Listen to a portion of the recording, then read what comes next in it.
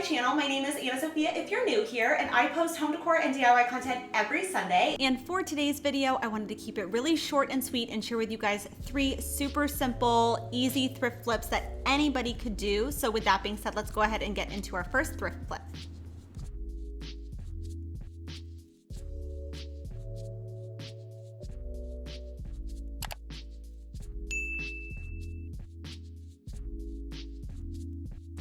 For the first project, we're starting off by making a decorative seagrass vase, and I ended up picking up this glass vase at the thrift store for $1.99 and then this pack of 8 placemats for only $3.99.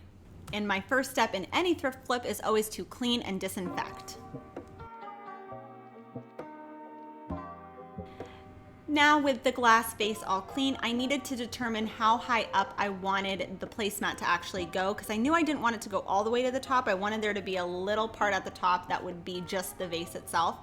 And another thing too I want to note about placemats like these is sometimes when you buy placemats from the thrift store, if you roll them around a vase, they can break in half. I've had that happen to me before, but because these were so thin, I knew I was going to be able to do this project. And obviously for the price, each placemat was only 50 cents, which makes this really affordable and worth taking the chance. When it comes to DIYing and adhesives, I like to believe that less is more. As long as you can apply the amount of glue you need for your project to kind of stay put, but you don't see the glue, that's the right amount. So for me, I just kind of made an L shape with the hot glue gun, and then I just kept rolling the vase until it was completely covered by the placemat in all the sections that I wanted it to be covered, and it was nice and secure.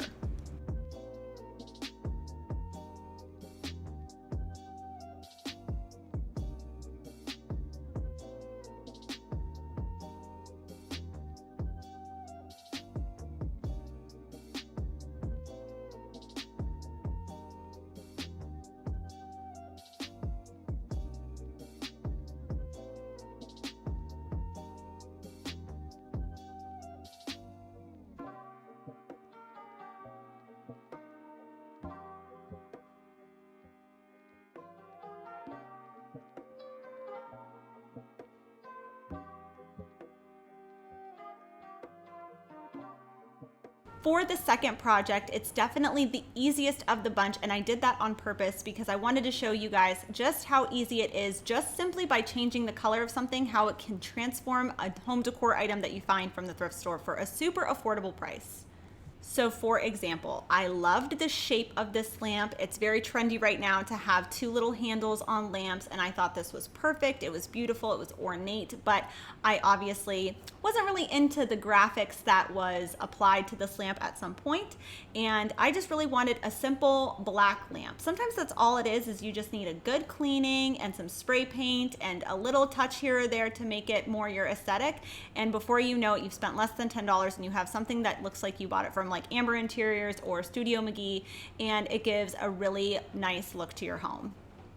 So to spray paint the lamp, all I'm doing to this top section here is just sectioning it off with some newspaper to make sure that I don't get any paint on the inside of the lamp, obviously. And then also I wanted to leave that brass handle part brass. I didn't want that to be black at all. So I'm just taping those sections down, as well as the outlet section. I kind of just left it corded up. I checked to make sure it works. It does, thank God.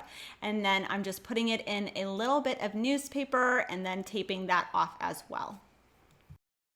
I like to wrap as much as I can in that newspaper, and then I just take a little bit of extra painter's tape and just tape the cord around until it meets the actual lamp itself.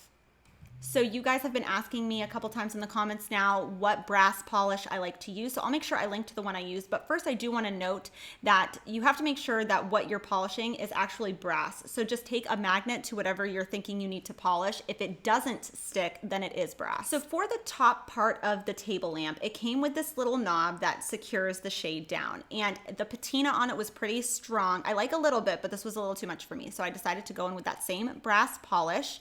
And it's helpful to have a damp paper towel or a damp towel near you, just so you can kind of wipe off that residue, and it just makes it shine a little bit more.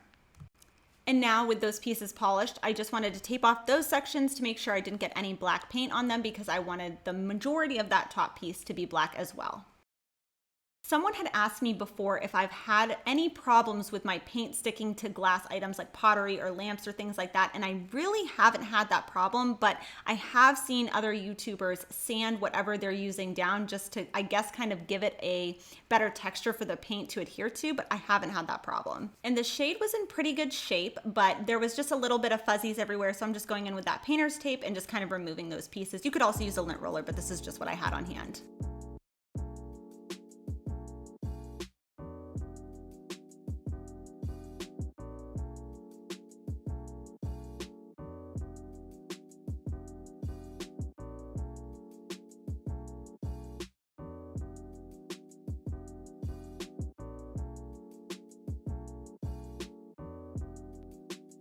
And for the third DIY for this video, I wanted to do some like whitewashing on some canvas art. And when you have very minimal style like I do, and a lot of the prints that you'll find at the thrift store are really intense, like super saturated in color, it's the perfect time to try a whitewashing project. So the first thing I had to do with this frame is to separate the canvas from the frame. And honestly, I got this for 25% off. So $15 for a floating frame and a canvas is such a good price. So I'm just taking a flathead screwdriver and separating both of those pieces.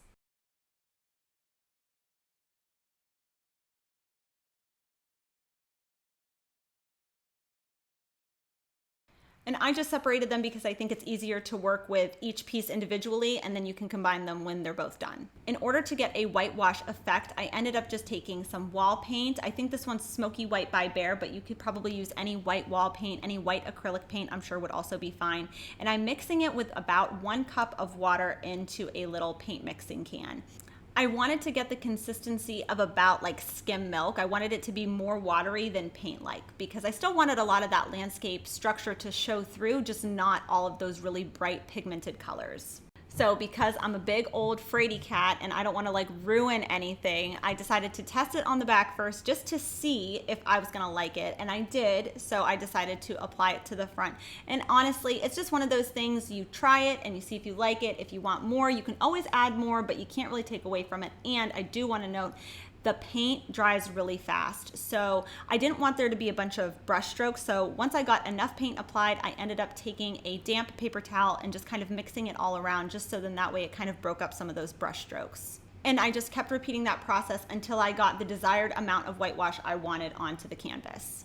And now it's time for the frame. So I could have just left it. It was honestly fine. I just wanted to clean it up a little bit. And honestly, the room that this was going to be going in has a lot of gold accents. So I just decided to take my favorite gold spray paint, Krylon in metallic gold, and I gave it about 2 generous coats.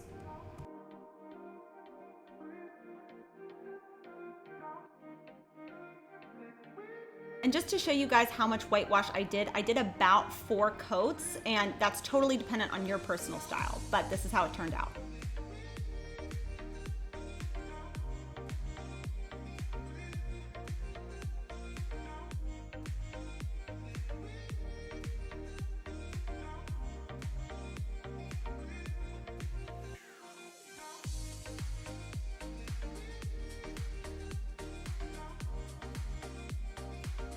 Thank you guys so much for watching. If you liked today's video, don't forget to give it a big thumbs up and hit the subscribe button because I post home decor and DIY content every Sunday. And I hope I see you guys next Sunday. Bye!